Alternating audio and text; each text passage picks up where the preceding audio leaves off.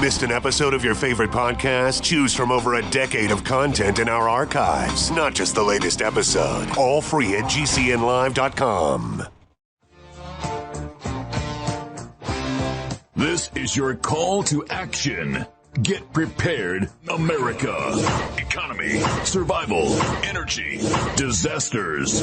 This is USAPrepares.com. Informative radio, educational radio. Interact now by emailing instructor@USAPrepares.com or text at 434-390-7953. Class, please take your seats.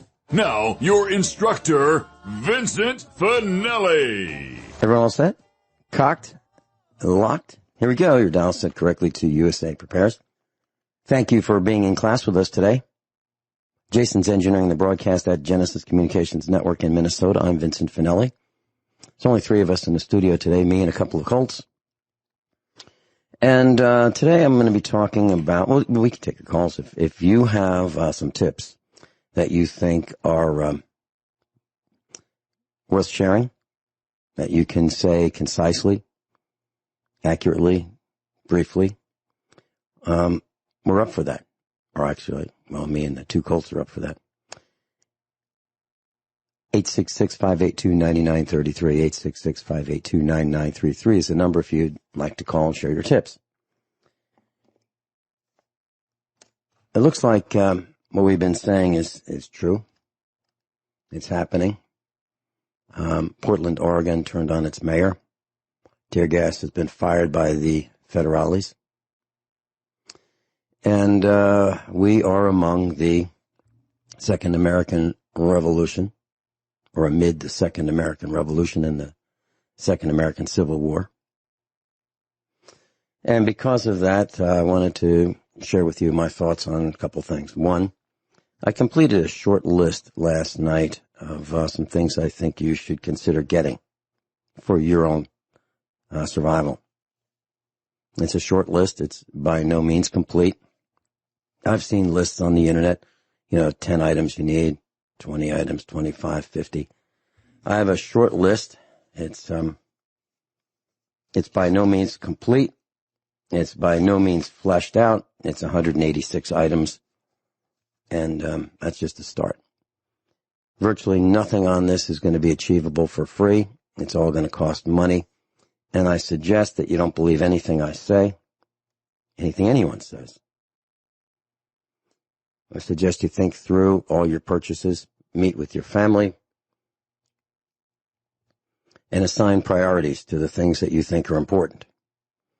If we didn't get beat up on the internet at USA Prepares, I would have this posted on my website. The website is on vacation because I refuse to volunteer and have our instructors volunteer and have them be beat up by a bunch of trolls. I refuse to let that happen. So you can't see this list. You can only hear it. You can't buy my book because at this moment I refuse to let the trolls have a copy of it. Isn't that interesting? Who would do something like that? I guess that would be John Galt, right? John Galt would do something like that. Okay, so here are a couple thoughts. I've been talking with a number of people who have the same problem. We'll talk about refrigeration first. And it doesn't seem to matter whether it's refrigeration for an automobile, pickup truck, or a home. The people who work on these things are in the business, most of them, at least the ones that I've talked to, are in the business of overcharging you. That's true? Yeah, that is true. So why is that? Well, I would say that's greed. So our daughter has a home. She owns it. Well, she's in the bank. And her air conditioning system stopped working. And she's far enough away that it's not real convenient for me to go fix it. So the air conditioning system is an inside and an outside unit, and it is backed up with natural gas heat. So the inside the house is a typical heating system that has a gas furnace combined with a air conditioning unit. So for the summer, it's the air conditioning unit. For the winter, it's the gas furnace, natural gas furnace. There's another one that works on another part of the house, which is a heat pump. The heat pump is, it heats and it cools. So the one that has a problem is the one with the gas backed up furnace and the air conditioning system. Well, it stopped working, and she made some calls, and a guy came out and said, yeah, well, it's an old unit. The coils on the inside that cool the house are 20 years old. The outside unit with the coils and the compressor, that's 10 years old. You're using a refrigerant called Freon, which is a trademark name, originally by a company called DuPont de Nemours, chemical company. And that is being phased out. Actually, they say you can't get it. And that Freon is allegedly, as told by the heating and air conditioning technician company, $100 a pound. And because it's $100 a pound, it's really expensive. Well, all right. How much did it used to cost? Well, probably $1 a pound. So now it's 100 times more. And they're not making any more because the EPA says, well, you can't have that because it's ozone depleting. So it's driven up the cost of this refrigerant / Freon. R22 is specifically what it's called. R22. So the solution is really simple by this air conditioning technician and company. He said, what we need to do is replace the inside unit, the coils, and the outside unit, the coils and the compressor. And you'll have this new Freon called 410A, R410A. And we can still get that. So if you have a leak, we can always put more in. Well, I heard this, and so I said to our daughter, I know what the problem is. The problem is the coil on the inside is leaking. I'm not even there, and I know what the problem is. The coil on the inside is leaking. And why do I know it's leaking? Well, I'll explain that. An air conditioning system, whether it be in an automobile, a truck, or a house, or a heat pump system, they all have some common elements. They have a compressor, and a compressor is just like an air compressor, except instead of pumping air, it pumps Freon. It has an evaporator, those are the cold coils. It has a condenser, those are the hot coils. It has something called a receiver dryer filter. It's a canister. It's like an oil filter, except it filters the Freon, and if there are any metal particles that shave off or chip off, it catches them so that the small passage that the Freon goes through doesn't get clogged up by, metallic substances. Wear, if you will, wear of the moving parts. It has another part called an expansion valve. An expansion valve is think of it like a sprayer. One of those plant sprayers, you can adjust the nozzle and you can have it shoot, 10 feet in a stream, or you can turn that knob and it'll spray a fine mist. Well, the expansion valve sprays in a fine mist, so it's a tiny orifice that the Freon liquid goes through, and as it goes through, it comes out, and it comes out in a spray pattern. Fine mist. And when that happens, that mist absorbs heat very quickly. Very quickly. As a matter of fact, so quickly that it chills those coils, those cold coils. And that's what the air conditioning system does. That fine mist really can quickly absorb heat, and by absorbing heat, the coils get cold. So then as the coils get warmed up by the air blowing across them, meaning the air in the inside of the house, that refrigerant gets pumped by a compressor.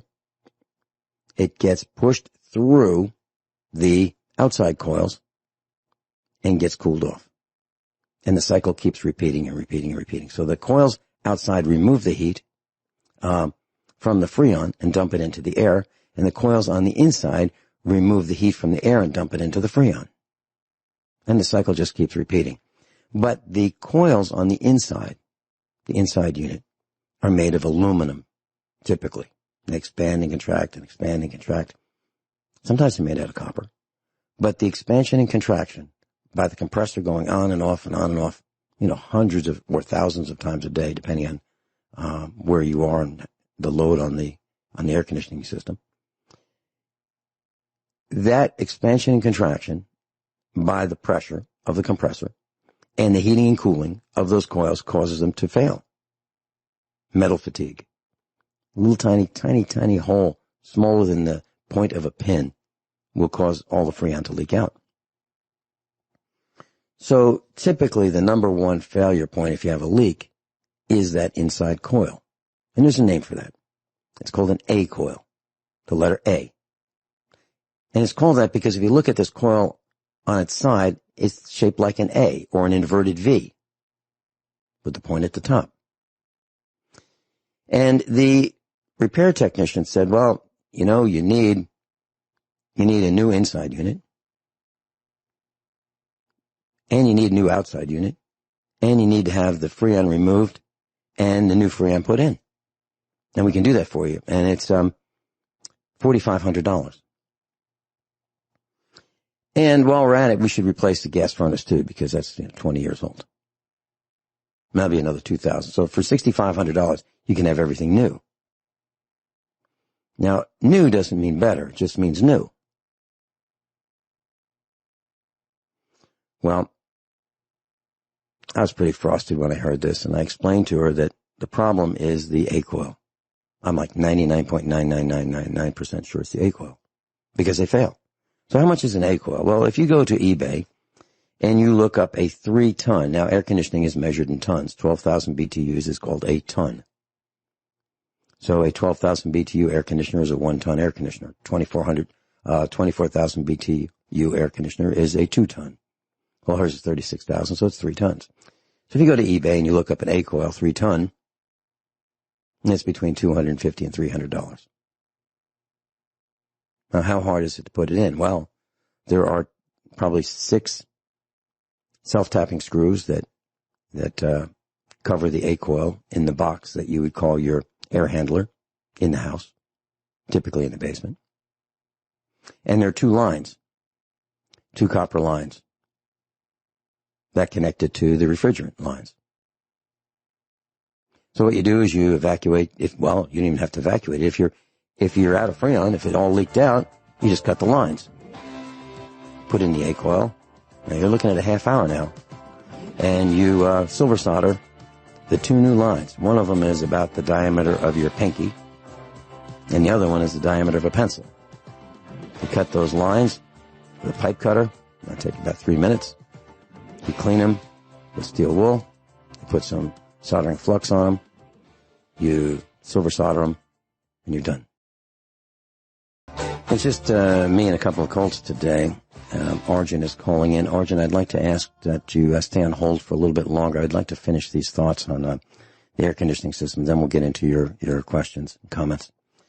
So the quote was $4,500 without the new heating system, gas-fired heating system, and $6,500 with it.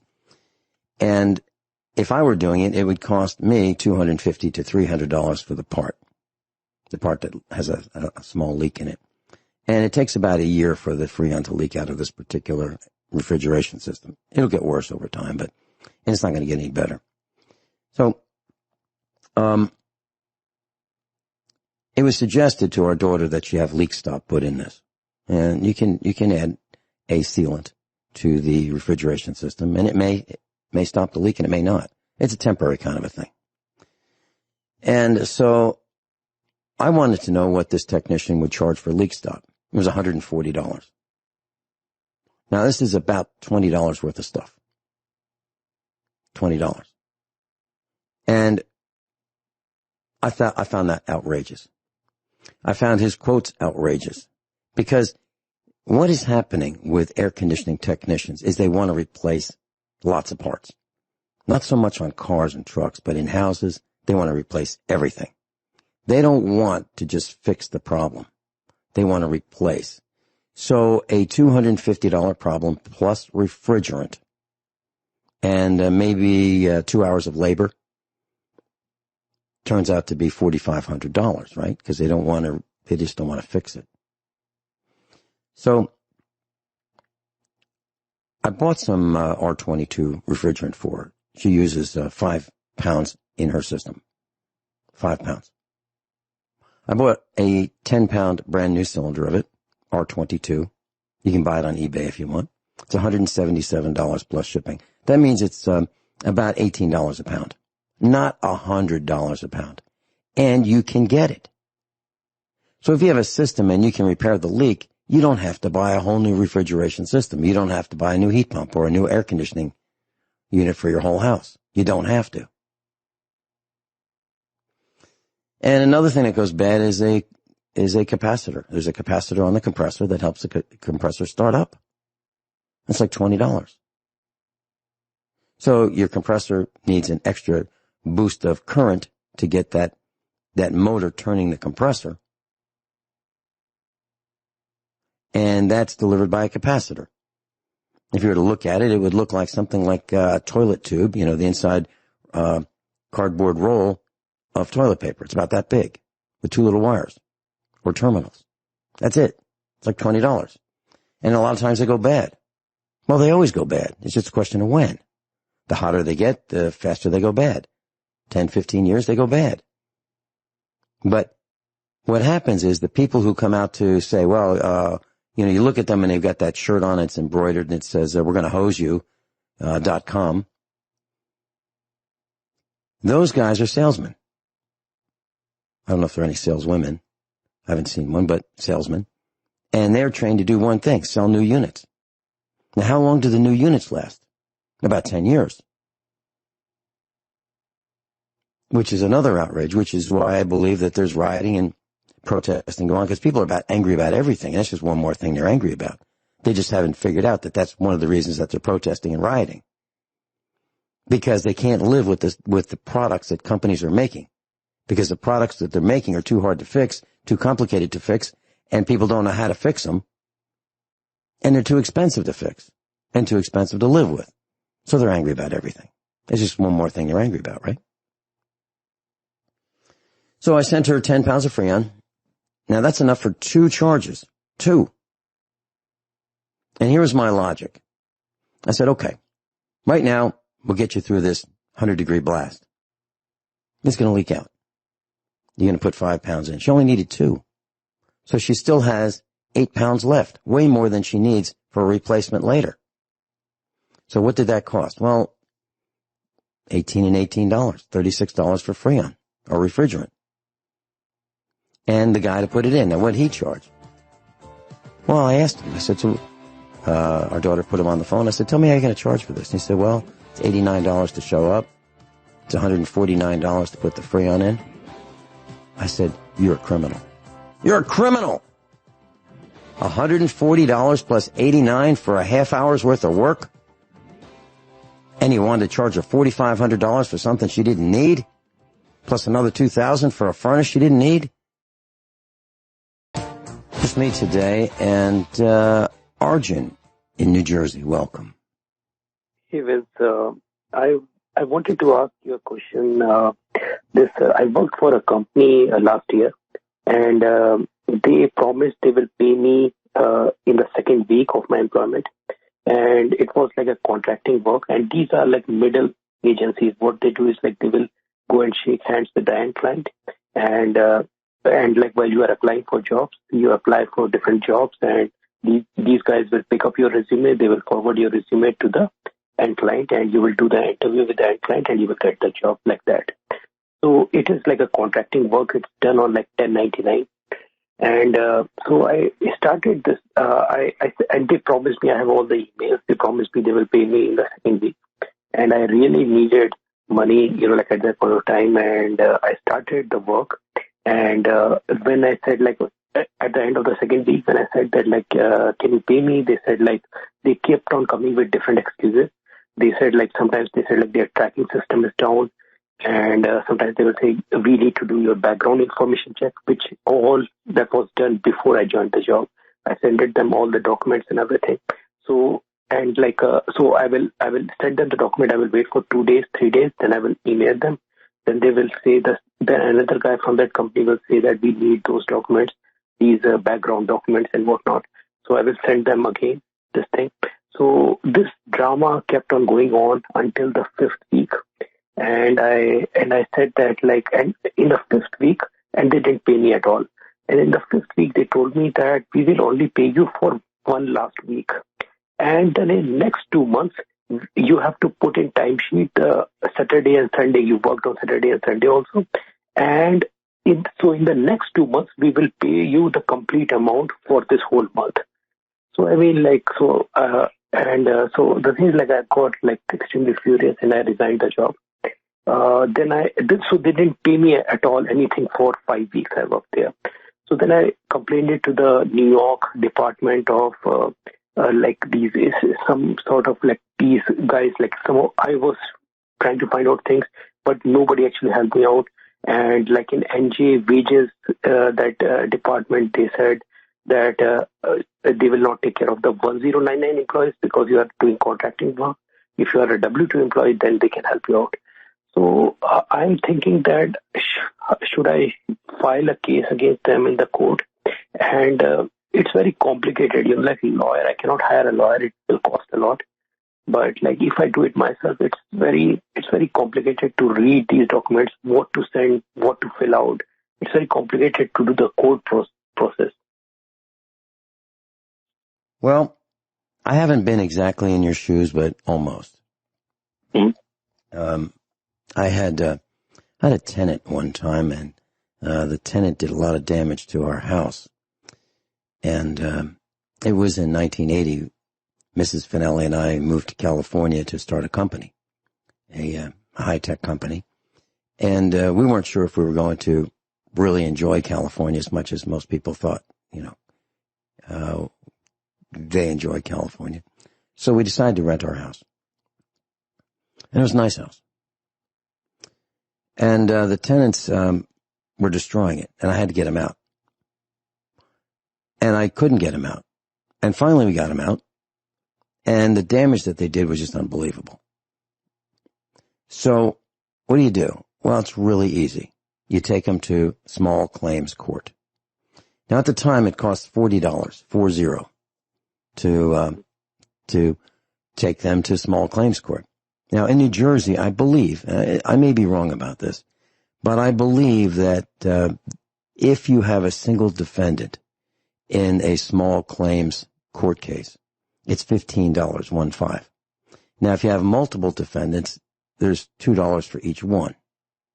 Okay.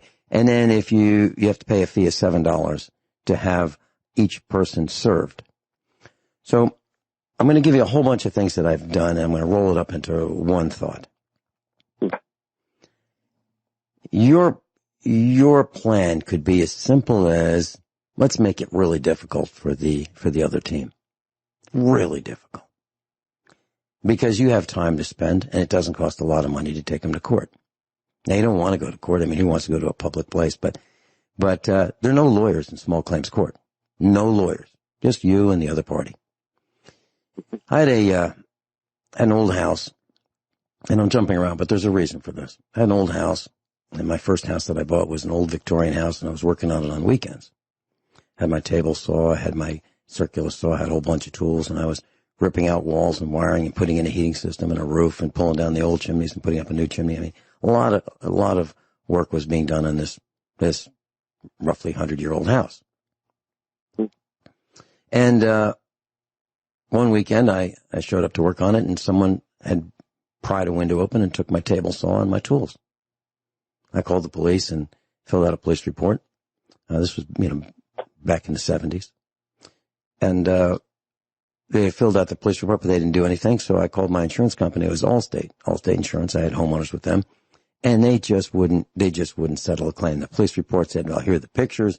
Here's the marks from the crowbar. And, I had pictures of work in progress with all my tools, so I could prove that it was all there. I could prove that the window was broken and jimmied, but Allstate would not pay on the claim. So I'd call them and call them and call them. And I'd call them once a week from work, and I got nowhere. So finally I called them up and I said, see, y'all have a bus, like a van. And have you ever been to this location? And, they said, no. I said, well, it's going to be great because you guys are going to get a chance to spend the day in your van, or you can hire a bus, but you're all coming to court because I'm going to subpoena every single person I talk to, and I have a list of all your names. And that really bothered them because I was going to tie up at least 10 to 15 people. I was going to send them on vacation to spend a day with me in court over, let's say, $1,000 worth of missing tools. And they decided that, and another reason, I injected a little humor into it. So I called the manager of the claims department, and I said, I've been watching TV, and I saw a commercial that says I'm in good hands with Allstate. But so far, all I've gotten is the finger. And, and he thought that combined with my threat to have them all hop on a bus and spend the day with me and all the preparation that they'd have to go through, they ought to just settle the claim. So you put those two stories together. And what you can do is if you got all the names of all the people you talk to, there's obviously, and I understand the situation. I understand what a contract employee is, and I understand what a contractor is, and I understand what one of these contracting companies is like. So they put an ad out and they hire some people like you or me or Mrs. Finelli, and they pay, let's say they charge $100 an hour for your time to the client, and they pay you half. And that's what they do. I understand how that works. And they rely on your resume, and they rely on you being able to do what you say you can do. So they rent you. They actually rent you to the company that wants your services.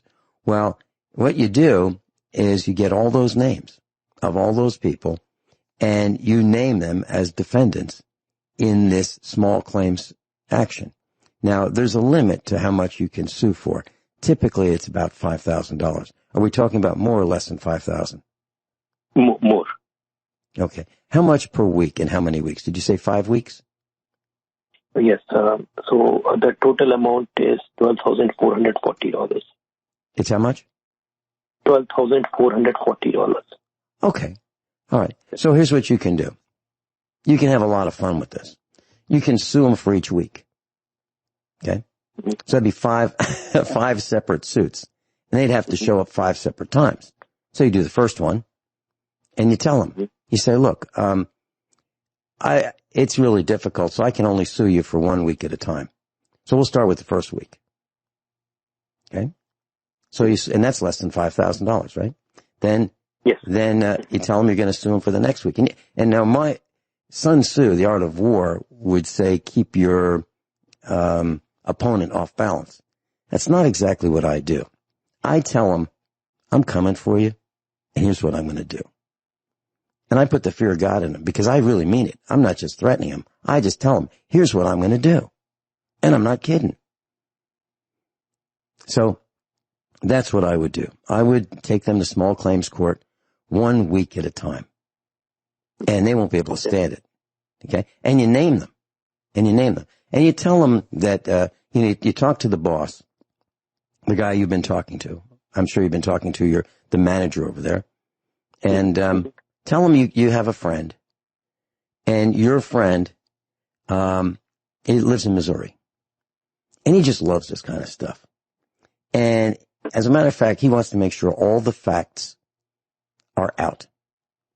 And to make sure all the facts are out, the names and addresses are required.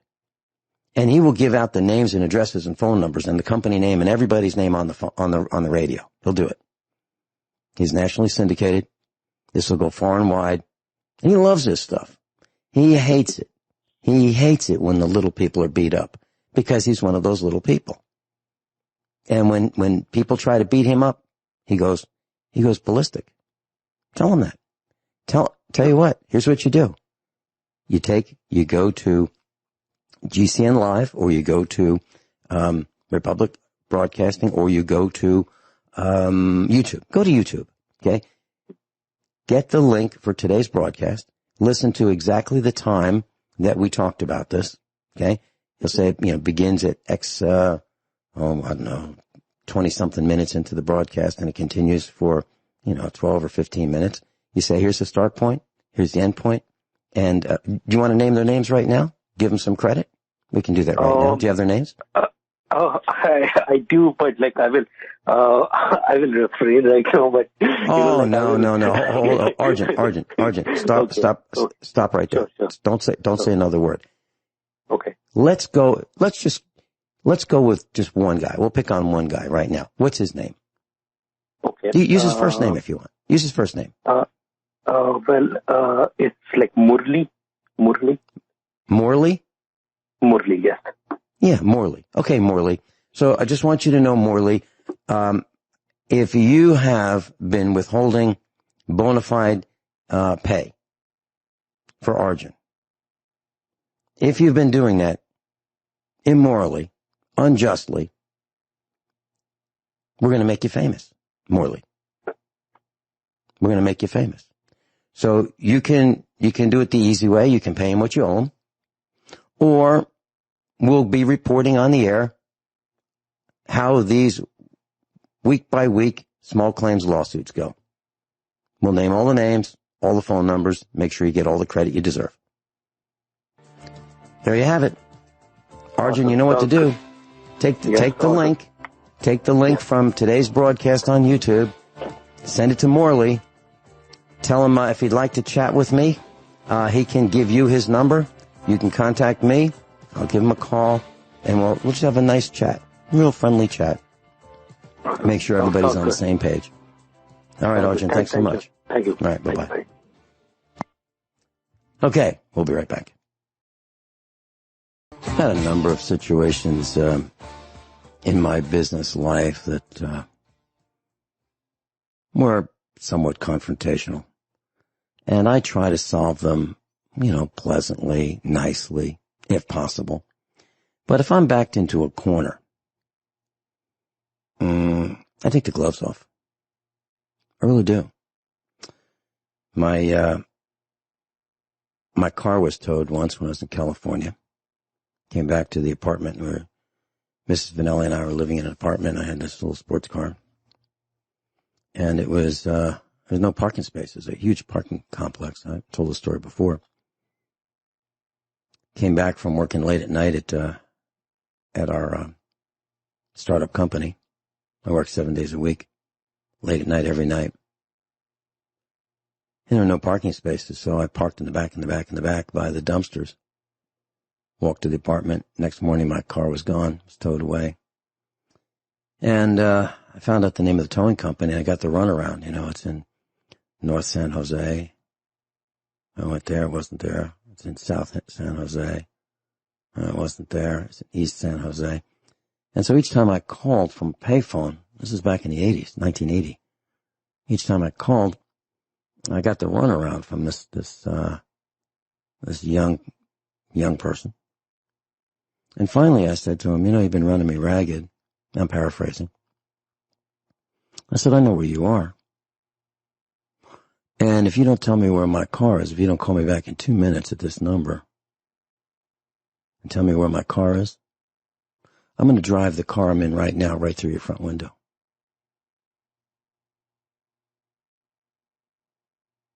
I really did. And he called me back and told me where the car was. And I went there, and sure enough, it was there. It was inside a chain link fence with concertina wire, and the boss was there. There's my little red car. And he said it was $60. And I said, okay, let me go get my checkbook. He said, no cash. I said, okay. Cash? Yep, cash. I said, all right.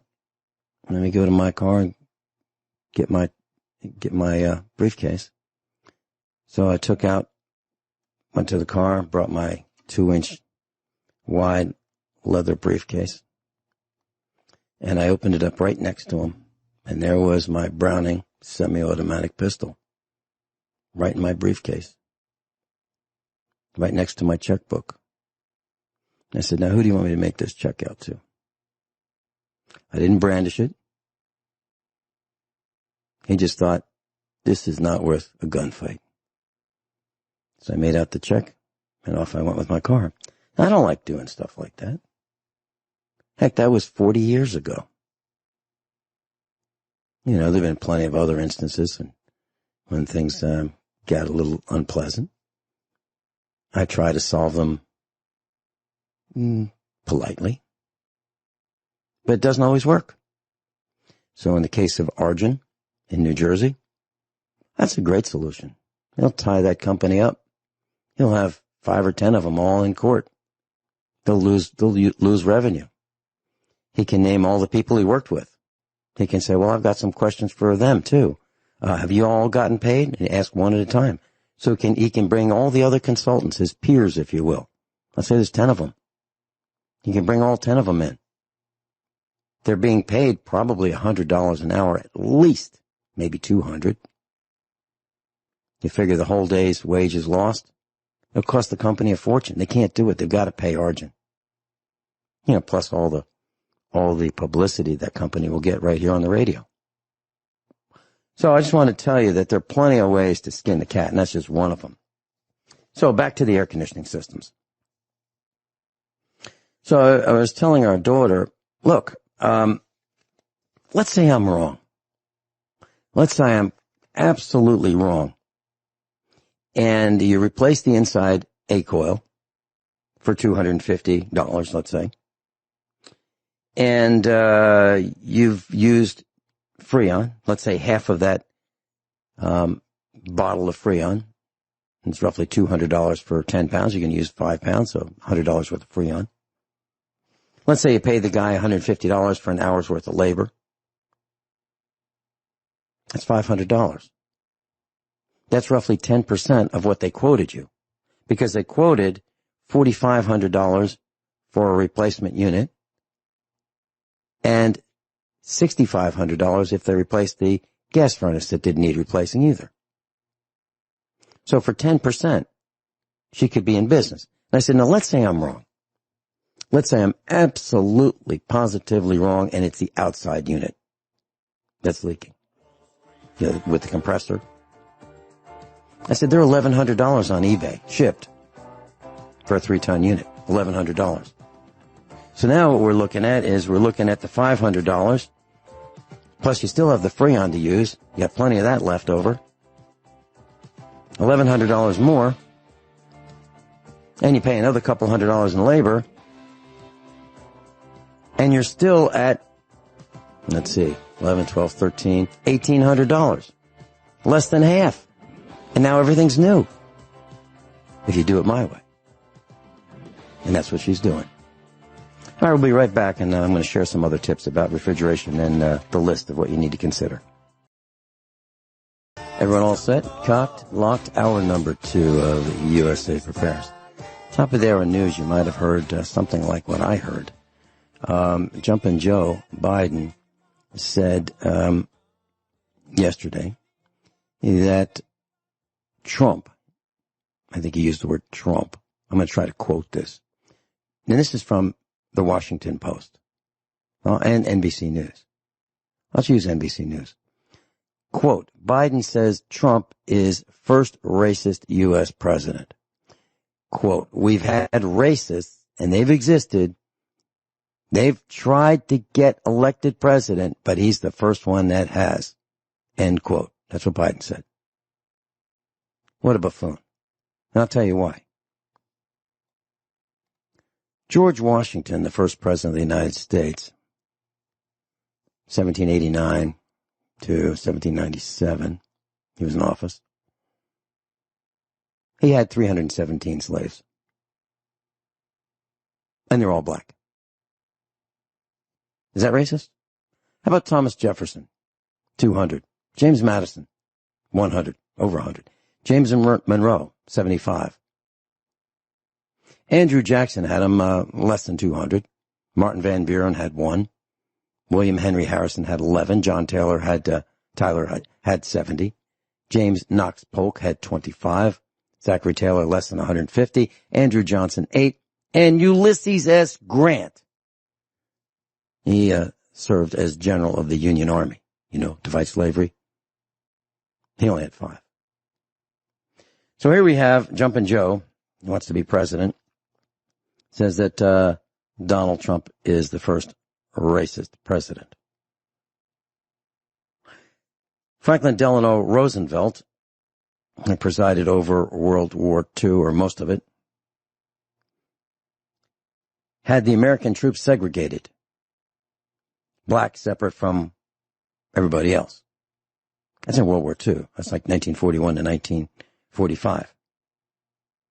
So I just want to tell you that the inaccuracy of what I heard on the news, top of the hour news, not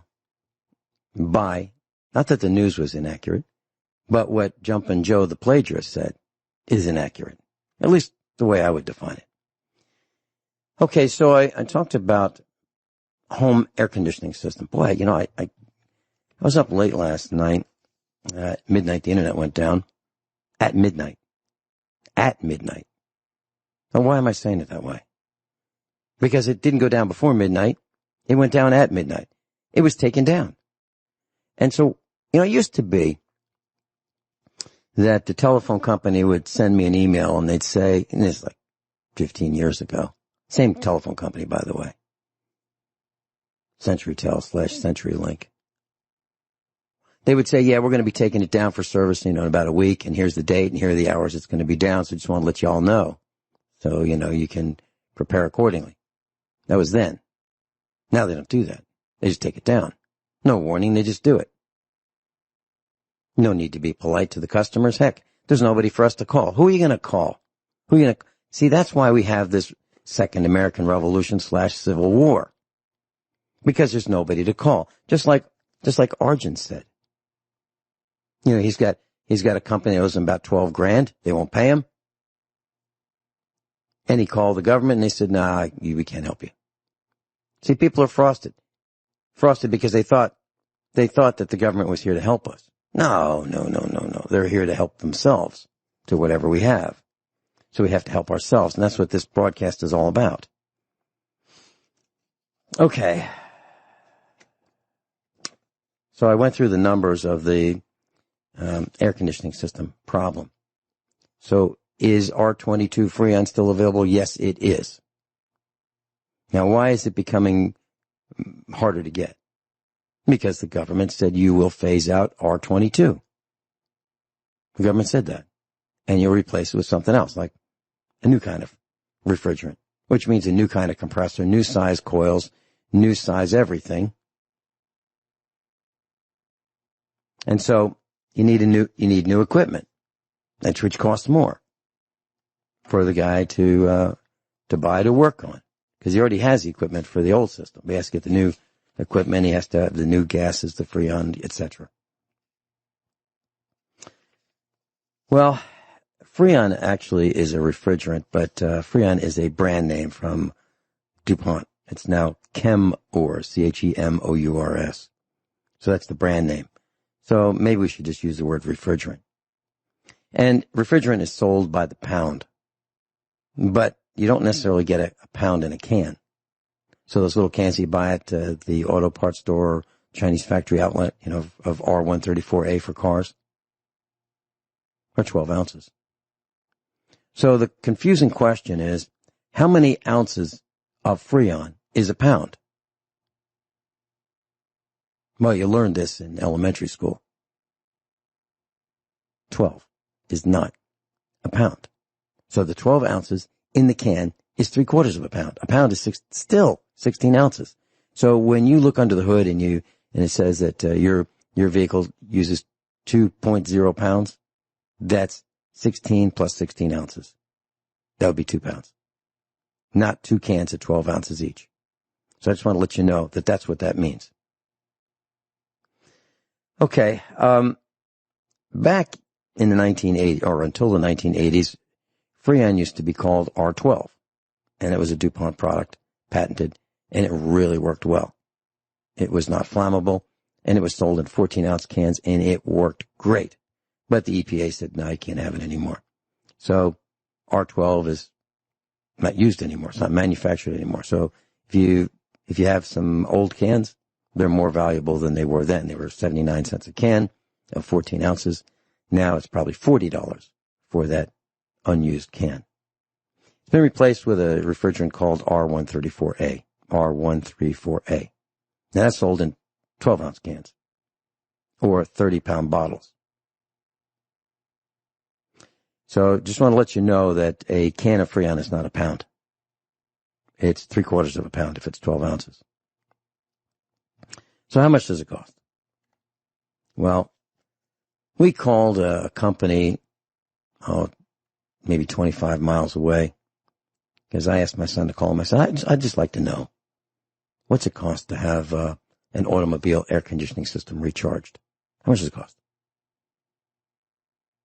The answer is $150. So how much is the refrigerant? Well, it's 134A typically, unless you have a brand new vehicle. That'd be R1234YF, which is a lot more expensive. I'll tell you about that in just a minute.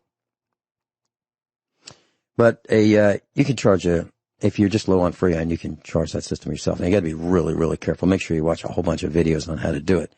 And yeah, you wear eye protection and wear some, leather gloves because, and a long sleeve shirt and, blue jeans kind of thing. Because, when this gas escapes, if you have a leak, it freezes very quickly. So you can, get frostbite. You can lose, eyes, limbs, fingers. So be really, really careful. You can get burned by ultra, ultra cold. So you got to know what you're doing. So make sure you watch a whole bunch of videos. And don't do it because I'm mentioning this. I'm just saying if you decide that you want to, you can learn how to do it. And you probably can do it. They make recharge kits for your air conditioning system. You can buy them at Chinese Factory Outlet. You can buy it at AutoZone. You can buy it at O'Reilly's, Pep Boys, all those places. And they typically have a little gauge and a hose and a can of refrigerant R134A. And you have to make sure you put the right refrigerant in. So it'll say under your hood, there'll be a label that'll tell you what kind of refrigerant and how much. And you can buy a kit, and it's probably, $25 for the gauge, the tap, and a can of Freon. Now, for us, we have some systems that leak. And it's not cost effective to fix them. To replace the compressor, and an old compressor from 1984, and they don't make them anymore. And the rebuilt ones are no good because they're all old, rebuilt, worn out ones anyway. And so they've been rebuilt to the point where they still leak even if they're rebuilt. So I just add a little bit of Freon, or R134A, and it leaks out. And next year I put some more in. So how much does it cost? Well, if you decide to buy R134A, you can buy it on eBay, shipped, no tax, for $124 for 30 pounds. $124 for a big cylinder of it, 30 pounds. So that's, roughly $4.13 a pound. That's a 16-ounce pound. Or you can go to Sam's Club and you can buy a case of it for about $3.60 a can. If you buy it by the case of cans. And the case is, less than $40. So I do both of those. The small cans are way, way more convenient. Way more convenient. Because if you use the 30-pound cylinder, you have to have a scale. You have to weigh the starting weight, and then you have to weigh, how much you put in. It's kind of a nuisance. So the cans are a great way to go. And I suggest, you consider that. Now, what we've done is, we like AutoZone. They're really nice to us.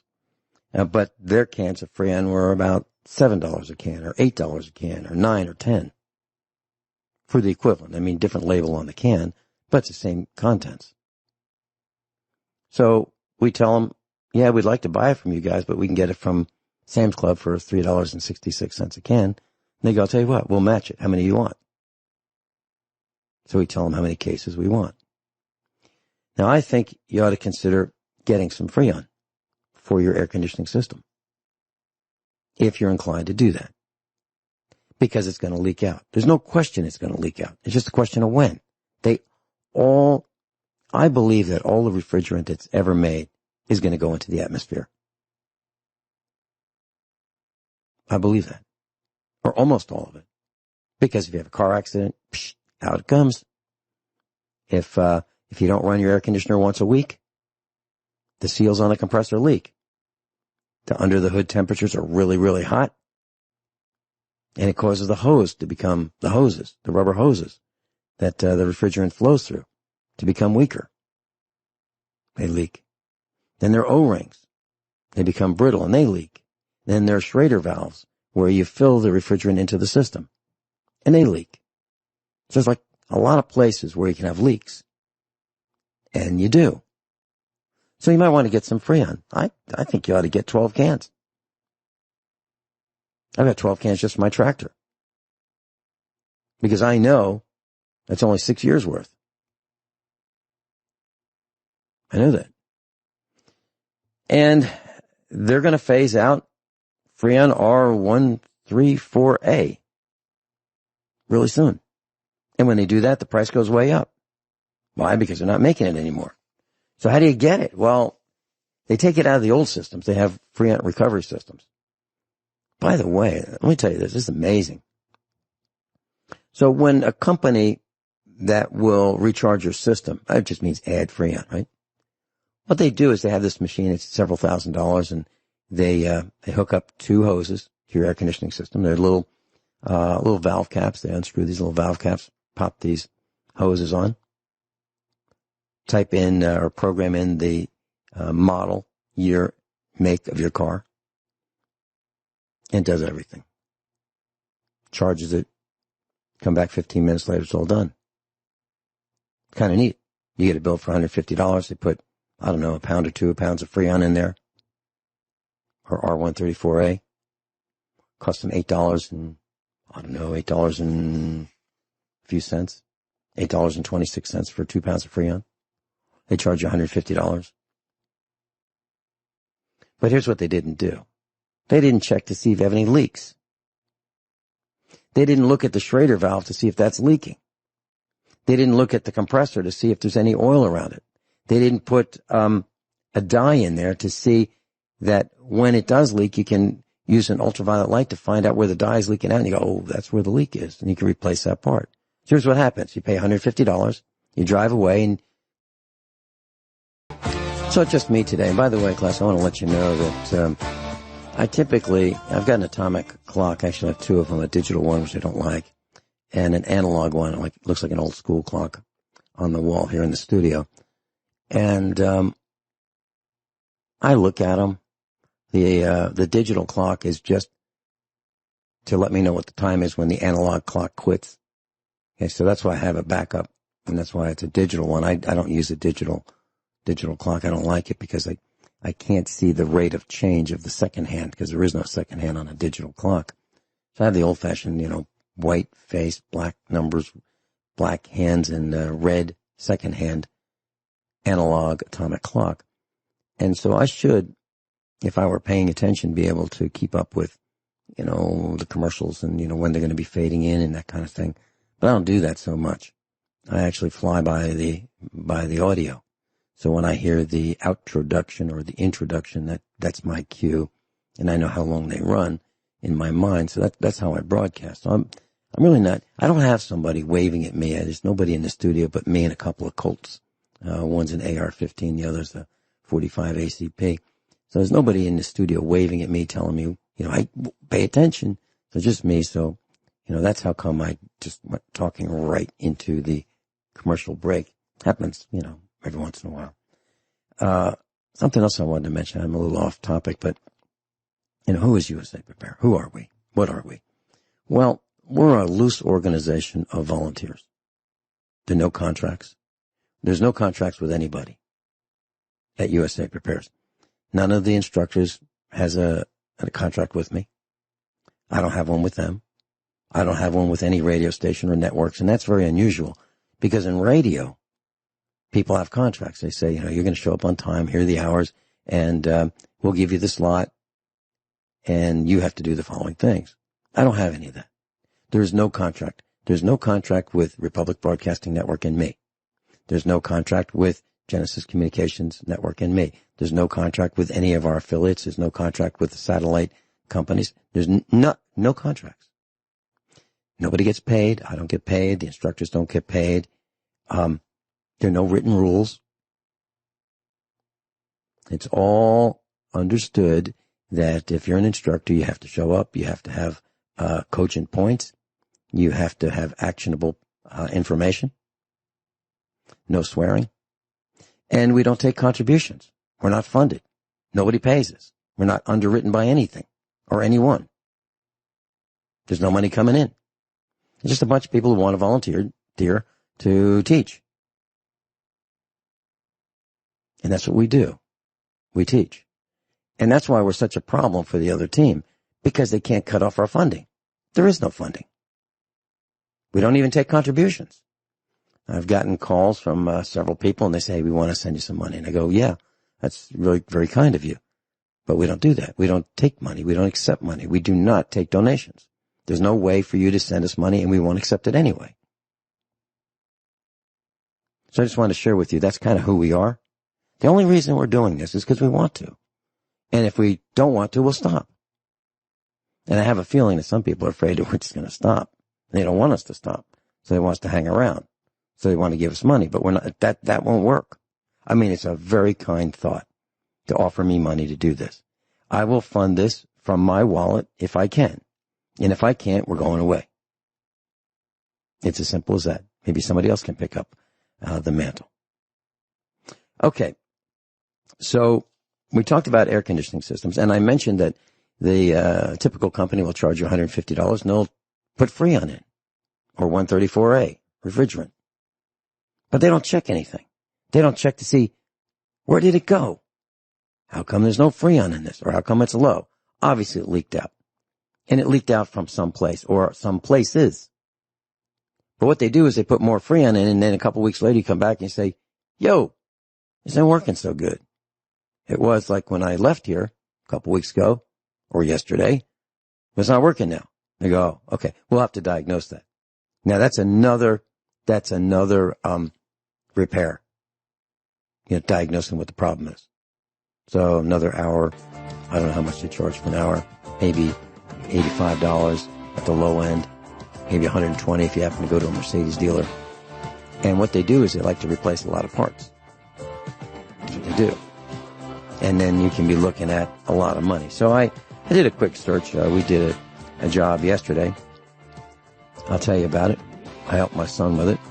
I'll tell you what it was. I'll tell you about what it cost. I'll tell you what the internet says it costs. You won't believe the difference. We'll be right back. Okay, so yesterday I was working in the shop, and I was helping our son, and I was working on an air conditioning system, and he thought it'd be nice if Dad were there to give him a hand. So I was there, and this particular vehicle is a truck, and it needed a new expansion valve. And what do they cost? $40. 40. And these are just estimates, okay? And when you replace the expansion valve, you want to replace something called a receiver dryer. It's a filter, it's a receiver, it's a dryer. And it's like, if you're going to change the oil, do you want to change the oil filter too? The answer is yes. So this vehicle is 20 years old. It's got some wear on it, and the filter's, got some contaminants in it. So the receiver dryer, it receives the Freon, it filters the Freon, and it dries the Freon. It has kind of a desiccant in it, and it removes moisture. So after 20 years, it's okay to change this thing. How much does that cost? $40. And you want to change the O-rings and the Schrader valve, and that's like a couple dollars more. So roughly, and with Freon at, let's say $10 a can. I'm talking retail prices now, right? $10 a can, 4 cans. This is a big truck. $40 more. So $40 for the expansion valve, $40 for the receiver dryer, $40 for the Freon. And those numbers probably include the Schrader valves, these two like tire valves, okay? The inserts of the tire valve. It's $120 for parts, a couple hours labor. Our labor is $48.80 an hour. So it's not $100 an hour, $120 that Mercedes charges. It's less than half that. So the whole bill's like $220. Now, how much does the internet say that job should cost? $571 at the low end, $811 at the high end. Now, at the high end, that's roughly 4 times the amount. 4 times. So when I tell you you're being ripped off by these repair technicians for the heating, cooling, air conditioning, and automotive air conditioning, that's what I mean. How come we could do it for $220 and they charge $811? Do you think they're using different parts? The answer is no. They're using better Freon? The answer is no. They're greedy and they're overcharging. And that's part of why we are in the beginning stages of the Second American Revolution and the Second American Civil War. And I'm very serious about that. And it's getting worse. So here's a list, and boy, I really wanted to get to this a lot sooner, but I didn't. So I have a lot of items, actionable items on this list, and I guess I'll probably continue this on Friday. I have 186 items on this list. So I was typing this up last night. Number 1, a generator. And I suggest you consider getting the small size to fit your needs, which is probably the opposite of what most people will tell you. Get a big one. No, don't get a big one. Get the small size to fit your needs, because the small size will use the least amount of fuel. But don't load it more than 80%. So, if you're going to use, let's say you only need 800 watts, a 1,000-watt generator will work. Okay. Now, if you load it to the maximum that it can do, it's working wide open, and it's really rough on it, and it won't last very long. So consider what size do you need, and I'll tell you how to figure out what size you need, but that's going to take a little more detail. Number 2, you're going to need fuel for your generator. Now, this is a big deal, because your generator is going to burn at least 1/2 a gallon per hour to 1 gallon an hour. So between 1/2 to a gallon an hour. Now, that's whether the generator, and these are rough numbers. I mean, you can challenge me on this and you could say I'm all wet, but that's not true. I'm actually giving you the right numbers to think about. So whether it's a gasoline generator or a propane generator or a diesel generator, you're going to burn between 1/2 a gallon to a gallon an hour or more. So diesel fuel is it contains the most energy. Gasoline would be next, and then propane would have the least amount of energy. That's per gallon. And you can buy propane by the gallon. You can buy gasoline by the gallon. You can buy diesel by the gallon. Rough numbers, diesel fuel has about 140,000 BTUs per gallon of energy. Gasoline about 100,000. Propane about 90,000. So that's the ratio. 140 to 100 to 90. That's a big difference, right? Between gasoline or diesel on the maximum side, gasoline in the middle, and diesel and propane on the low end. So gasoline will store about 6 months, possibly a year. But if you leave it in the carburetor, it will destroy the carburetor. Here's what happens. If you have a generator, you fire it up and you go, let's check and see if this works. You go, and you big smile on your face, and it's working fine, and you plug in. Like I said, let's see if it runs a toaster, because that's a heavy use device. So if it runs a toaster, it can run a lot of little things, little appliances, lights and things. The toaster may use 1,500 watts. So you're grinning from ear to ear, it works fine, and you shut it off and you put it in the garage. You don't think about it until you need it, right? Well, the gasoline is sitting in the gas tank. It's slowly volatilizing, turning to varnish. The gas tank is probably plastic, so you don't have to worry about the gas tank rusting. Unless it's a Chinese generator, then the gas tank might be metal. Barely plated metal, so it's going to start to rust. Kind of like a Troy-built rototiller with a Chinese engine. And the gas tank rusts outside and inside. So, if it's plastic, it won't rust. But the gas sitting in the carburetor will, because of the government saying you will use gasoline with 10% ethanol alcohol. Alcohol is hygroscopic. It draws moisture. It creates an environment that corrodes the inside of the carburetor. It rusts the carburetor, if you will. It oxidizes the aluminum carburetor. And then the carburetor doesn't work right. So the engine doesn't work right. So the generator doesn't work right. All because you left the fuel in the carburetor. And why wouldn't you? Because you used to be able to do that. But not with ethanol in the fuel. So now, you think, well, I'll just take the carburetor apart and clean it. Well, the gaskets on the internals of the carburetor do not like being taken out. What happens is they expand.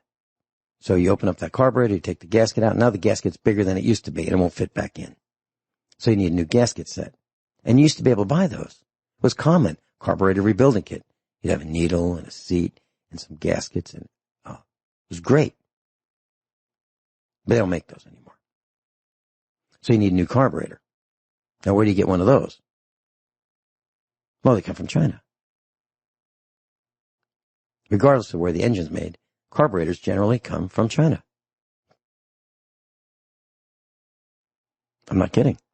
So that's a problem. So what you have to do with your generator is you test it, make sure it works, make sure you got the right oil in it, and you drain the fuel out, run the engine so that the carburetor is, all the fuel is consumed that was in the carburetor, all of it. Then you won't have this problem. But who wants to do that? Who remembers to do that? So most generators that people have, if they've done what I mentioned, they start them up, use them, test them, put them away. The next time they go to use it, they won't work. So if you have one, I can tell you with almost certainty that you're going to need another carburetor at some point. We've had to replace carburetors, and we know that they're going to go bad from leaving fuel in them, but they go bad anyway. So you might want to get a spare carburetor while you can still get one. And how much are they? They're really inexpensive. They're like $15 on eBay, shipped, no tax. So you might want to get the right carburetor for your generator or your rototiller or your lawnmower or whatever device you have, weed whacker. You might want to get an extra carburetor. And shop around because the prices will vary, from $15 to $50. But the cheap ones seem to work okay. eBay's the place to get those. Next on my list is a bread machine. Used ones are available, they used to be available for $15 to $25, garage sales. People don't want them. They were a fad. Having a bread machine was a really neat thing. And so whoever owned it probably made one or two loaves and fell out of favor, and they put it under the counter in the cabinets and maybe moved it to the basement. And then let's clean out the basement and let's sell the bread machine. $15 to $25. If you buy one, make sure that they have Teflon pans, aluminum pans. The bread's made in them. Make sure it's not scratched in any way, shape, or form. Otherwise, you'll be eating the Teflon, which is poisonous. Insufficient amounts. So you don't want to eat Teflon anyway. So you might want to, look at it carefully. And they have these little paddles that are removable. Make sure it has the paddles that go with it. Some machines have one paddle, some have two paddles. And it doesn't matter in my world whether the loaf is made long ways or vertically. I'm happy with both. So we have a bread machine and, one of the standard brands. Nothing special. It works just fine, unless the power fails. So if you have it plugged into the grid and you're making bread and the power just blips, boop, goes off for just a fraction of a second, that microprocessor that controls the cycles of the bread machine, the weight cycles, the heating cycles and all that, it gets confused. And you get to start over. Take out the dough or whatever stage it's in. You're probably going to have to discard it or feed it to the chickens. Because they generally don't have a let's redo this from the last point when the power was still working feature. They don't have that. The best brand, the absolute best brand that I've ever seen is a company called Zojiruchi. It's Japanese. It's top of the line. Ours aren't, but theirs is. Let me spell it. Zojirushi. Zojirushi. They're proud of it. It's the most expensive. But it is the king, in my opinion, of bread making machines. Next item on the list to consider as we go down the drain in the United States of America. And we are. The supply chain is broken, and it's breaking even more every minute. The more protests, the more lockdowns. Even the White House is infected. I'm talking about with the coronavirus. It's infected lots of other ways too, but specifically medically, it's infected with the coronavirus. At several levels. We'll be right back and I'll tell you some more things. I just got an email from Gene in Kentucky. And it says, you are no longer on RBN. Latest is 7/16/2020. Miss you. I listened via my Logitech internet radio through podcast. Was through RBN Archives podcast. Before that, GCN podcast. So I don't know. I don't know if we're on RBN or not. I haven't checked. So, does anybody know? If so, you can call tomorrow. So tomorrow it's going to be, I'm going to continue this list of things I think you should consider and why you should consider them. And I've got a question. If we lose affiliates, it's okay. It's okay with me. I'm not looking for it, but if it happens, it happens. I'm going to continue doing what I'm doing and I'm going to voice my opinion as to what I think is happening and what I think you should consider doing about it. I'm certainly not going to tell you what to do, but I will tell you what my thoughts are. We're not talk radio. There's plenty of talk radio out there. We're do radio. And a lot of talk radio is becoming opinion radio. It's like something's in the news and radio has become, well, here's my opinion on what that person was saying, or that person was meaning to say, or I think that's what the underlying message is. There's lots of that. That's not who we are. We talk about what is happening and what you should do about it. And we're welcoming, challengers. I don't want to waste time with people challenging what my thoughts are, but, if someone thinks I've lost my mind, I'm certainly willing to debate it, and we'll do it on the air. But I'm not going to waste your time doing it. Okay? Because I think the message is you need to prepare. So here's what I'll do. I'll turn back on the email account. So if you want to send me a message, instructor@usaprepares.com. USAPREPARES. Instructor@usaprepares.com. I'll turn it on for a while, maybe a couple of days. If you want to send me a message, I will read it. I'm really busy, but I'd kind of like to know, am I wasting your time? Did I waste your time with today's broadcast talking about air conditioning systems? I know it's complicated. I know most of you haven't had your hands, inside them. But I wanted to tell you what you need to think about because you're being hosed. And it frosts me. So if you think I'm wasting your time, I'd love to hear that because I don't want to waste your time. Because if I'm wasting your time, I'm wasting my time, and I don't want to do that either. But I share firsthand experiences, stories, all true, with you, things that have happened, like when Arjun called and wanted to know what to do. We had an answer for him. Absolutely. I know it'll work. Because we've done it. So instructor@usaprepares.com. It'll be up for a couple of days. I'd like to know, are we wasting your time? What do you like about USA Prepares, if anything? What don't you like about USA Prepares? How can we make it better? Make it short, sweet, to the point, please. And I'll read them. Okay, next on the list is, I mentioned bread machines. So you ought to consider getting one. And of course you need the supplies for it, like flour and yeast and so forth. Salt. Some lemon juice. Pots and pans.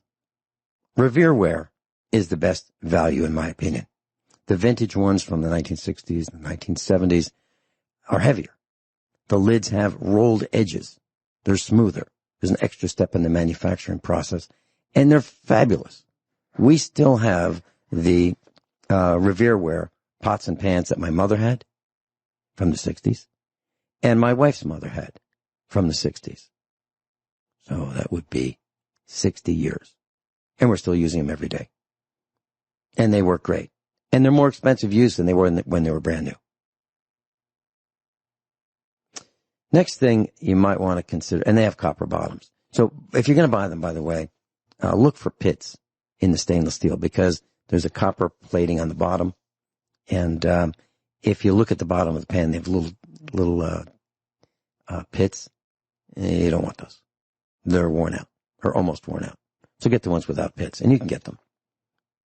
And you can buy them used. And it's amazing that it seems like young people who inherit these can't wait to get rid of them, and they donate them to Goodwill and the junk stores and, Federation for the Blind and Habitat for Humanity. They just can't wait to get rid of these things. And buy some new Chinese substandard set of pots and pans. Okay, next, water filtration, ProPure or Berkey. Now, most stainless steel spinning, expanding, and drawing seems to come from outside the United States. That would be dog bowls, pots, pans, lids, sinks. Pretty much whatever you want from stainless steel is probably coming from outside this country. If you need them, you ought to consider getting them right now. Now, I have switched from Berkey many years ago to ProPure. Why? Because I had some warranty issues for our customers. I bought a couple pallet loads of Berkey water filters. The filters broke, and I wanted to replace them for our customers. Berkey gave me a hard time. I said, you know what? Close my account. So I don't use Berkey anymore. I use ProPure. And I've talked to the CEO, and he started the company because he didn't like Berkey either because of warranty problems. We'll talk more about this on Friday.